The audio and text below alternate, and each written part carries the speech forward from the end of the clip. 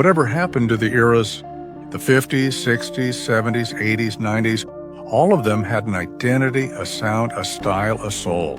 But then came the 2000s, and suddenly, nothing. No clear culture, no distinct feeling. Just recycled trends, fast fashion, and an endless scroll of noise. It's like the clock kept ticking, but history stopped moving. For most of modern history, every decade stood like a landmark. You could see it, you could feel it. The 1950s were post-war optimism, diners, drive-ins, rock and roll breaking through the airwaves. The 1960s exploded with rebellion, psychedelia, counterculture, civil rights, and the moon landing. The 1970s had disco balls, bell-bottoms, Vietnam protests, and the rise of the suburbs. The 1980s were neon lights, Wall Street greed, synthesizers, and MTV reshaping how music lived in our minds.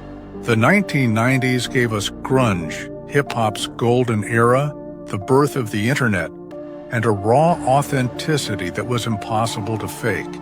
Each era had a fingerprint. You could close your eyes, hear the music, feel the energy, and know exactly where you were in time. History wasn't just a timeline, it was a soundtrack. And then came the 2000s. At first, it seemed like another era was forming. Baggy jeans, MySpace pages, flip phones, pop-punk anthems, ringtone rap, and reality TV stars. But something was different. It didn't last. The culture didn't solidify. It slipped through our fingers. By the late 2000s, the internet had swallowed everything. Suddenly, instead of shared identity, we had infinite niches. Instead of an era-defining sound, we had algorithms shuffling playlists. Instead of a collective look, we had fast fashion cycles erasing themselves every few months. The culture was moving too fast to leave behind a lasting identity. In the past, nostalgia was built in. If you grew up in the 70s, you could look back at tie-dye shirts and vinyl records and instantly feel that time again. If you came of age in the 90s, you could smell blockbuster popcorn and remember Friday nights in front of a tube TV.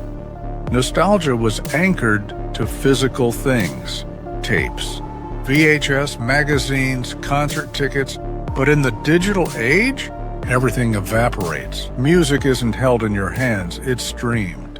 Photos don't fade in a shoebox, they vanish into cloud storage. Shows don't rerun on TV, they're buried in endless libraries. The artifacts that made nostalgia possible are gone. Without artifacts, how do we remember? And so nostalgia, once the bridge between eras, collapses. The 2000s don't feel like an era you can miss. They feel like a buffer, a blur, a hallway that led us into the age we're in now. An endless present. What killed eras? The algorithm. Before, culture moved slow.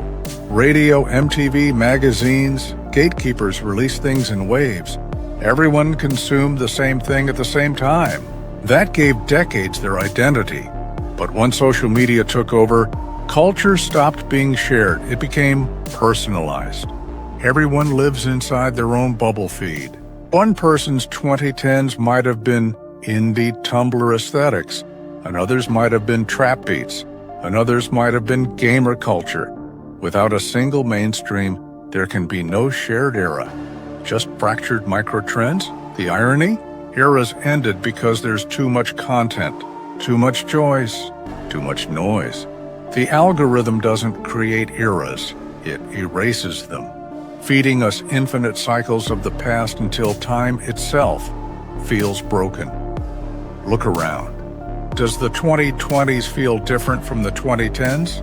Be honest. If you swapped clothes, phones, or cars, could you tell the difference? Culture feels frozen. We see 90s fashion recycled, 80s synthwave and soundtracks, and endless remakes at the box office. The past gets recycled endlessly, while the present barely exists. We don't live in eras anymore. We live in an algorithmic loop.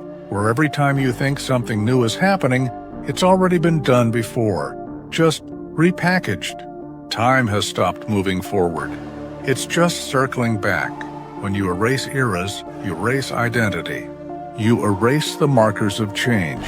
You erase memory itself. If we can't look back and say, that was the 2010s, that was the 2020s, then history dissolves. It all becomes one blur. And here's the darker side. When people can't measure change, they can't measure decline. If there's no distinct before, there's no way to notice how much worse the after has become. That's not an accident, that's by design. Eras gave us context. Without them, we lose our compass. But here's the twist. While eras may be dead, the recognition of their death is itself a spark. People are waking up. They're realizing they've been trapped in an endless present, that history has been stolen. And when you recognize the trap, you can break free of it. We don't need gatekeepers to define eras anymore. We can create our own. Communities online, movements offline, collectives that resist the blur.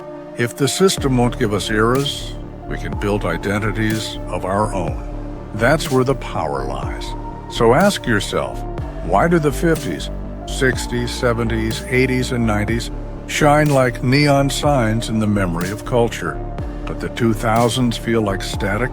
What does it mean that nostalgia has been killed, that time feels frozen, that we live in an endless present? The answer is simple. Eras didn't vanish on their own. They were taken from us,